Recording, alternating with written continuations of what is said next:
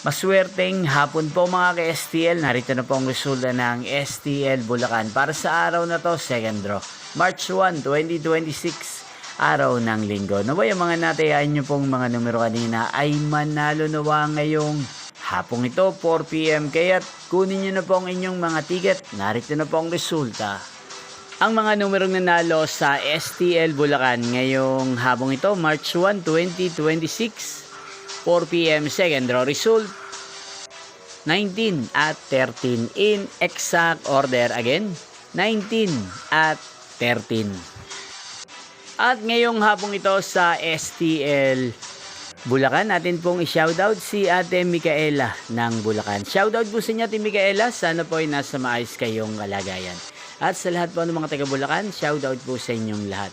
Inyo pong napanood ang resulta ng STL Bulacan. Magkita-kita pong muli tayo mamayang 8 PM para sa third draw result ng STL Bulacan.